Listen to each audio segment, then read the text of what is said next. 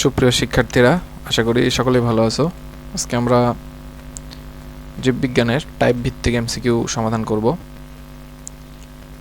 তো এখানে আমাদের টাইপ 1, টাইপ 2 অর্থাৎ আমাদের যে জীববিজ্ঞান বই আছে সেই বইয়ের যতগুলো আমাদের পরিচ্ছেদ আছে সেই পরিচ্ছেদ থেকে এই প্রশ্নগুলো নেওয়া হয়েছে। আজকে হচ্ছে টাইপ 1, তার মানে 1 নম্বর পরিচ্ছেদ। আমি যদি বায়োলজি বইটা দেখাই, এখানে দেখো 6.1, এটা পাবে হচ্ছে 127 নম্বর পেজে।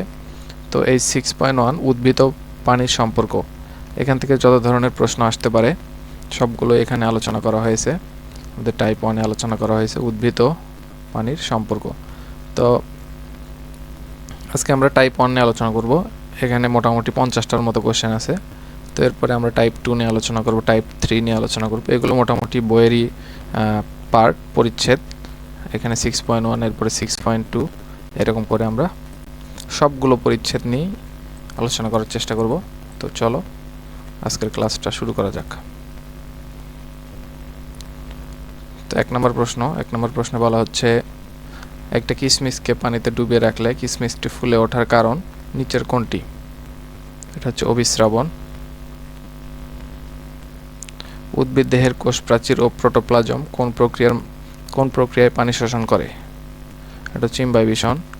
উদ্ভিদের মধ্য দিয়ে পানি চলাচলের কারণ কোনটি? উদ্ভিদের মধ্য দিয়ে পানি চলাচলের কারণ কোনটি? এটা হচ্ছে মূলজ চাপ। উদ্ভিদ দেহের কোন অংশ দিয়ে পানি শোষণ করে? মূল। উদ্ভিদ কোন প্রক্রিয়ায় মূলরোম দিয়ে পানি শোষণ করে? অভিস্রাবণ। উদ্ভিদের সকল জৈবনিক কাজের জন্য কোনটি প্রয়োজন? পানি।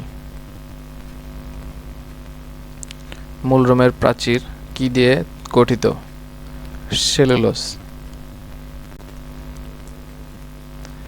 পানির অণু ভেসেল নলের প্রাচীরের সাথে লেগে থাকাকে কি বলে? সংলগ্নতা।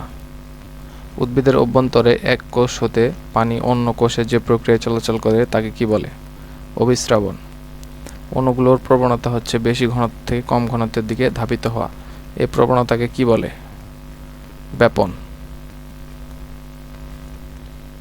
অভিস্রাবণ প্রক্রিয়ায় কোনটি বৈষম্য ভেদ্য পর্দার মধ্য দিয়ে যাতায়াত করে? দ্রাবক। তাপমাত্রা বাড়লে সাধারণত ব্যাপন হারের কি হয়? বাড়ে, ব্যাপন হার বৃদ্ধি পায়।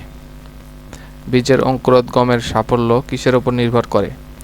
ইমবাইবিশন ও অভিস্রাবণ। কিসের বাইরের আবরণটি কেমন? কিশমিশের বাইরের আবরণটি কেমন? এটা হচ্ছে বৈষম্যভেদ্য ঝিল্লি।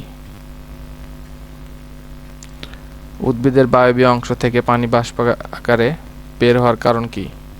প্রচ্ছেদন। একটি পাকা আমকে গাঢ় লবণে দ্রবণে রাখলে কি ঘটবে? আমটি চুপসে যাবে।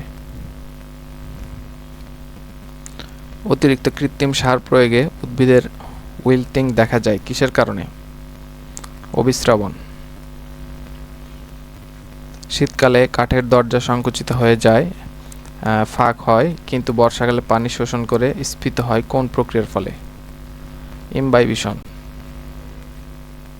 এক গ্লাস পানিতে 1 দানা পটাশিয়াম পারম্যাঙ্গানেট ছেড়ে দিলে ধীরে ধীরে সমস্ত পানি রঙিন হয়ে যায় বা রঙিন হয়ে যাবে কোন ঘটনার কারণে? এটা হচ্ছে ব্যাপন।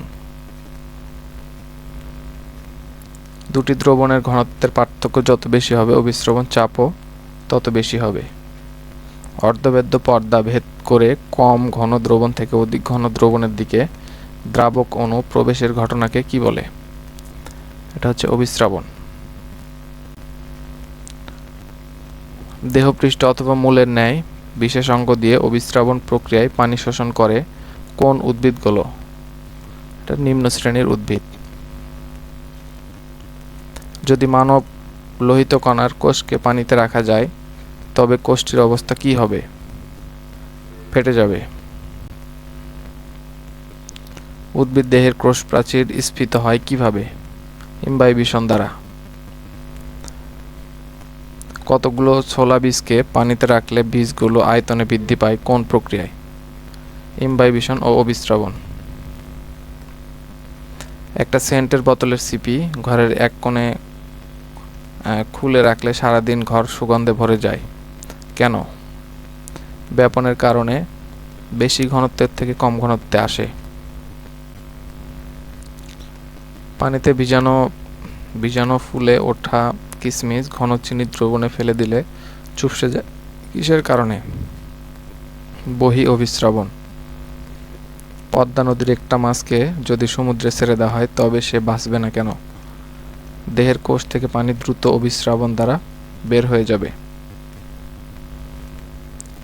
একটি পানি ভর্তি বিকারে সেলুলোজ পর্দার ব্যাগে রঙিন দ্রবণ রাখা হলো, কিছুক্ষণ পর বিকারের পানি রঙিন হয়ে গেল, এর কারণ কি? সেলুলোজ পর্দা ভেদ্য এবং ব্যাপন। সেলুলোজ পর্দা ভেদ্য এবং ব্যাপনের কারণে। ব্যাপন প্রক্রিয়ায় পদার্থের অণুগুলো ছড়িয়ে পড়ে বেশি ঘনত্ব থেকে কম ঘনত্বে। পদার্থের অণুর বেশি ঘনত্ব থেকে কম ঘনত্বের দিকে গমনকে কি বলে? ব্যাপন। মিশ্রিত টুকরা পানিতে রাখলে কিছুক্ষণ পর পানিতে মিশে যাওয়ার কারণ কোনটি? ব্যাপন। প্রাণীদের শ্বসনের সময় অক্সিজেন ও কার্বন ডাই অক্সাইডের আদান প্রদান ঘটে কোন প্রক্রিয়ায়? এটা হচ্ছে ব্যাপন। কোন উক্তিটি ব্যাপনের ক্ষেত্রে সঠিক? পদার্থের অণু বেশি ঘনত্ব থেকে কম ঘনত্বে ছড়িয়ে পড়ে। ব্যাপনের শর্তগুলোর মধ্যে কোন তথ্যটি সঠিক নয়? ছিদ্র বেশি হলে ব্যাপনের হার দ্রুত হয়, এটা সঠিক নয়। একটি গ্লাসে পানি নিয়ে তাতে এক ফোঁটা কালি এমনভাবে যোগ করলে যে পানির তলদেশে পর্যন্ত পৌঁছে, কিছুক্ষণ পর দেখলে যে কালি সমগ্র পানিতে মিশে গেছে, এ ঘটনার নাম কি? ব্যাপন। কোনটি অর্ধভেদ্য পর্দা? Parchment paper. কোনটি অভেদ্য? Polythene paper. কোনটি ভেদ্য পর্দা? কোষপ্রাচীর। মাছের পটকা কি ধরনের পর্দা? অর্ধভেদ্য পর্দা। দুটি ভিন্ন গাঢ়ত্বের দ্রবণ অর্ধভেদ্য পর্দা দ্বারা পৃথক থাকলে সেখানে কোনটি ঘটবে? অভিস্রাবণ। উদ্ভিদ যে প্রক্রিয়ায় মাটি থেকে পানি শোষণ করে তাকে কি বলে? অভিস্রাবণ। একটি কিশমিশকে চিনির খুব হালকা মিষ্টি দ্রবণে রাখলে কি ঘটবে? কিশমিশটি ফুলে উঠবে। অতিরিক্ত সার প্রয়োগে উদ্ভিদের পাতা নেতিয়ে পড়ার কারণ কোনটি? বহি অভিস্রাবণ। কোষপ্রাচীর পানি শোষণ করে কোন প্রক্রিয়ায়? ইমবাইবিশন। উদ্ভিদ কোষপ্রাচীর কি ধরনের? কলয়েডধর্মী। নিচের কোন উক্তিটি যথার্থ? ব্যাপন ঘটে কঠিন তরল ও গ্যাসের ক্ষেত্রে। কোনটি ইমবাইবিশন প্রক্রিয়ার ফলে হয়? বর্ষাকালে দরজার কপাট বেড়ে যাওয়া। তো এই ছিল টাইপ 1। আমরা এর পরবর্তী ভিডিওতে আমরা টাইপ 2 নিয়ে আলোচনা করব, পানি ও খনিজ লবণ শোষণ এবং উদ্ভিদে পরিবহন। তো এই ভিডিওতে অবশ্যই লাইক এবং কমেন্ট করবে। তো তোমাদের সবাইকে ধন্যবাদ।